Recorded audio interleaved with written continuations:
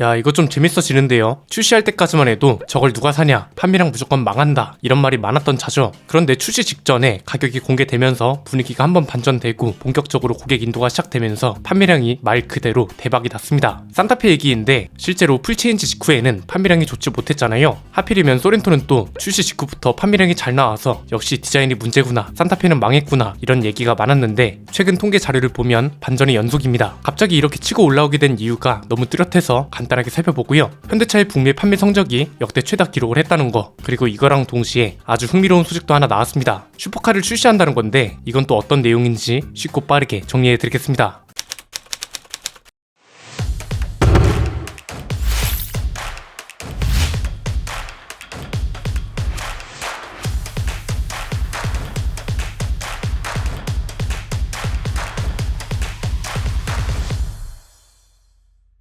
산타페 풀체인지가 지난 8월에 출시됐죠. 출시 직전부터 디자인 때문에 말이 많았던 건 많은 분들이 기억하실 겁니다. 로디우스를 닮았다는 말부터 시작해서 그냥 못생겼다는 의견도 상당히 있었는데 이건 남아있는 투표 결과가 대변해주는 것이기도 합니다. 산타페 풀체인지 디자인을 어떻게 생각하냐는 질문에 불호라고 답한 비율이 28,000명 중 83%에 달했고요. 가격이랑 옵션, 파워트레인까지 완전 똑같다면 산타페와 소렌토 중에 어떤 차를 선택할 거냐는 질문에는 29,000명 중 78%가 소렌토를 선택했을 정도였습니다. 이게 조금 다르게 볼 수밖에 없었던 이유가 현대차가 신차를 출시해요. 그런데 욕을 많이 먹어요. 그러면 오히려 더 잘 팔린다, 이런 얘기가 많았잖아요. 그런데 이건 그 차 하나만 있을 때고요. 산타페는 그게 아니죠. 비슷한 시기에 하필이면 소렌토가 페이스리프트 됐습니다. 페이스리프트긴 해도 산타페와 동일한 파워트레인과 차체, 그리고 전면부 디자인이 많이 바뀌면서 신차 효과를 풀체인지 못지않게 가져갈 수 있는 조건도 있으면서 원래부터 국내에서 가장 잘 팔리는 SUV였기 때문에 산타페의 대안이 되고도 남는 차가 있다는 게 가장 큰 차이라고 할 수 있었습니다. 소렌토는 또 디자인 호불호가 비교적 적었고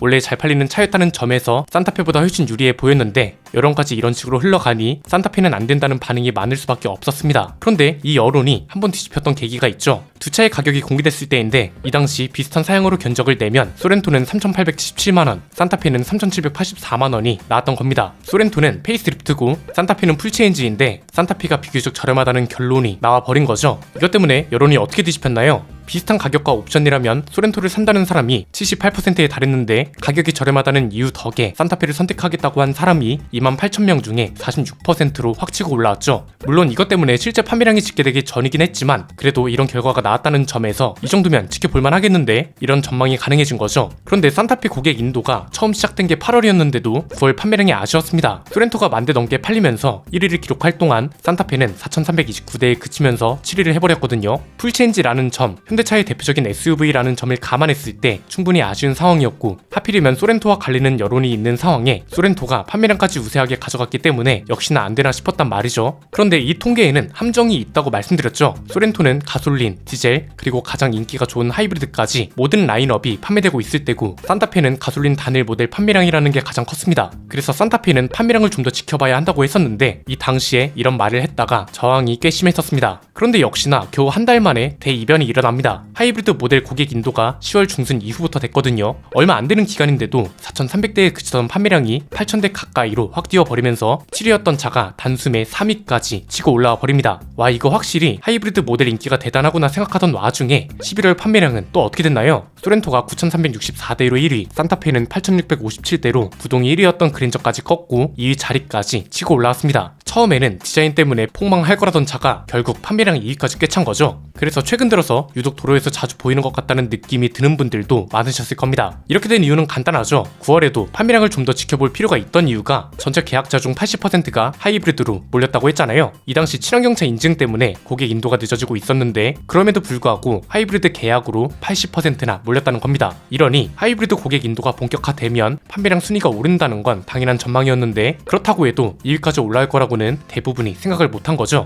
지금 그래서 대기 기간도 상당합니다. 내연기관 모델은 3개월 정도가 걸리는데 하이브리드 모델은 9개월 이상이 걸린다고 합니다. 이건 뭐 산타페뿐만 아니라 아반떼, 소렌토, 카니발 하이브리드 모두 대기 기간이 이 정도거나 이거보다 더 나오고 있거든요. 이걸 통해서 알 수 있는 건 뭐다? 우리나라는 역시 하이브리드 대세론이 평범한 수준이 아니라 견고하다고 할 수 있을 정도로 형성되고 있다는 거죠. 우리나라와 일본이 유독 전기차보다 하이브리드차 시장이 훨씬 견고하게 형성되고 있는 이유는 워낙 많이 이야기해드려서 통계 자료만 간단히 보고 넘어가겠습니다. 올해 11월까지 누적된 자료를 보면 이미 하이브리드 신차 판매 비중이 경유차 신차 판매 비중을 0.3%포인트 차이로 따라잡고 있습니다. 그래서 12월까지 통계가 완전히 잡히면 하이브리드 차가 경유차를 추월할 거라는 전망이 나오고 있는 겁니다. 카니발 같은 차들이 사전기약 90%가 하이브리드이기도 하고 산타페도 80% 이상이라고 하니 그럴 수밖에요. 여기에 경유차 비중을 상당히 많이 차지하던 포토랑 봉고 디젤도 단종됐으니 하이브리드 차가 추월하는 게 수월할 수밖에 없는 상황인 거죠. 여기에 하이브리드 차는 매년 판매량이 꾸준하게 우상향 곡선을 그리고 있다는 점도 충분한 근거 자료가 됩니다. 이게 참 아이러니하게도 산타페도 문제가 없었던 게 아니거든요. 출시 이후로 계기판 뒤집힌 문제라던가 출시 석 달 만에 가속 불량 문제로 6,600대가 넘는 차를 무상수리 조치하기도 했습니다. 가속 불량 문제는 11월 초쯤 이슈였는데 11월 판매량이 2위에 달했다는 거잖아요. 이건 예전에 말씀드렸던 일반 소비자와 자동차에 관심 있는 소비자를 구분할 필요가 있다는 거, 그리고 뉴스 보도의 중요성에 무게를 실어주는 대목이라고도 볼 수 있죠. 일반 소비자들은 대부분 동호회나 자동차 관련 소식통에서 나오는 문제점들은 놓치기가 쉽기 때문에 이런 문제는 뉴스에 보도되는 게 가장 파급력이 크다고 말씀드렸잖아요. 그리고 해당 차종을 대체할 만한 선택지가 확실하게 존재해야 판매량에 영향이 간다는 것도 중요하고요. 그래서 문제점을 다루거나 비판할 때 이런 점을 잘 파악하고 접근하는 것도 중요하다는 게 요지였는데, 일단 당분간 현대차 그룹의 판매 전략과 성적은 유지되거나 성장할 가능성이 크다고 전망할 수 있습니다. 전기차 시장이 기복이 심한 것에 비해서 영향을 크게 받지 않는다는 게 무엇보다 중요한데요. 전기차 시장은 지금 제3의 요인 때문에 굉장히 시끄럽습니다. 미국은 IRA다 뭐다 할 때는 언제고 지금은 또 트럼프 당선 때문에 완전히 반대로 간다는 소리도 있고, 유럽은 유럽판 IRA, 일본은 일본판 IRA를 발표하면서 전기차 제조사랑 배터리 기업들이 대대적인 계획 수정이 필요할 수도 있는 상황입니다. 우리나라는 또 인프라 문제부터 시작해서 가격 문제, 전기차에 대한 부정적인 여론, 이런 것들이 복합적으로 엮이면서, 그리고 하이브리드 차가 완벽하게 수요를 끌어안으면서 전기차 시장의 기복이 굉장히 심하다고 볼 수 있잖아요. 즉 전기차 판매량이 안 나와도 현대차 그룹한테 두 번째로 큰 한국 시장은 하이브리드 차가 수요와 매출을 견인해주고 있기 때문에 타격이 비교적 덜하다는 건데요.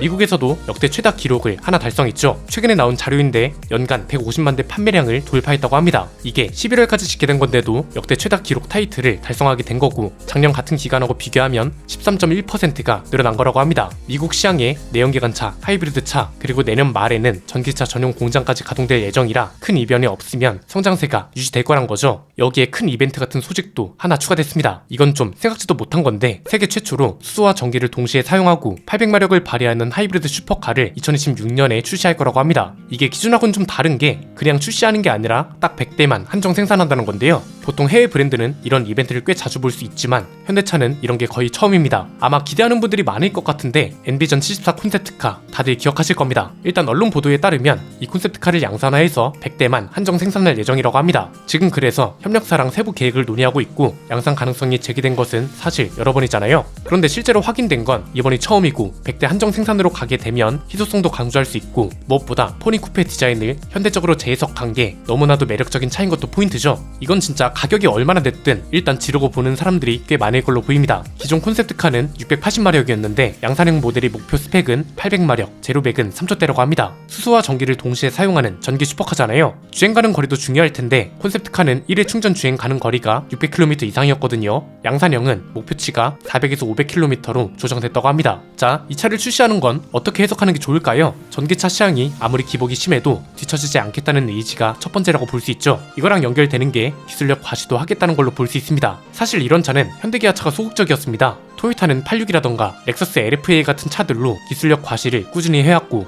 혼다는 NSX 같은 차들이 있고, 벤츠, BM, 아우디 같은 프리미엄 브랜드들은 고성능 브랜드를 계속 유지 중입니다. 글로벌 브랜드들은 대중 브랜드들로 기술력 과시를 위한 차종이 하나쯤은 있는데 현대기아차는 이런 게 비교적 소극적이었다는 거죠. 스팅어 같은 차들이 잠깐 등장하긴 했지만 이미 단종이 됐고 NSX 같은 차들에 비하면 약한 게 사실이었습니다. 그런데 이번에 엔비전 74 양산을 결정한 건 많이 팔리는 차, 실용적인 차 위주로 가던 현대기아차의 기존 전략하고는 많이 다른 거죠. 전기차 시장에서만큼은 기술력 과시를 해야 한다는 걸로 판단하고 다른 글로벌 브랜드들처럼 상징적인 모델이 하나쯤 있어야 한다는 판단도 있었을 걸로 보입니다. 100대 중에 70대 정도만 일반인한테 판매하고 나머지 30대 정도는 경주용으로 배정한다는 것만 봐도 기술력 과시를 꽤 큰 과제로 두고 있다는 걸 알 수 있죠. 그래서 하이브리드 차로 안정적인 판매량을 유지하면서 그렇다고 전기차 시장을 대응하지 않는 것도 아니라는 게 이번에도 증명됐다고 보고, 곧 다가오는 2024년부터 하이브리드 신차가 쏟아진다고도 하니 기대하셔도 좋을 것 같습니다. 오늘 내용은 여기까지입니다. 내용이 유익하셨다면 구독과 좋아요, 알림 설정 부탁드립니다. 지금까지 저는 한PD였습니다. 감사합니다.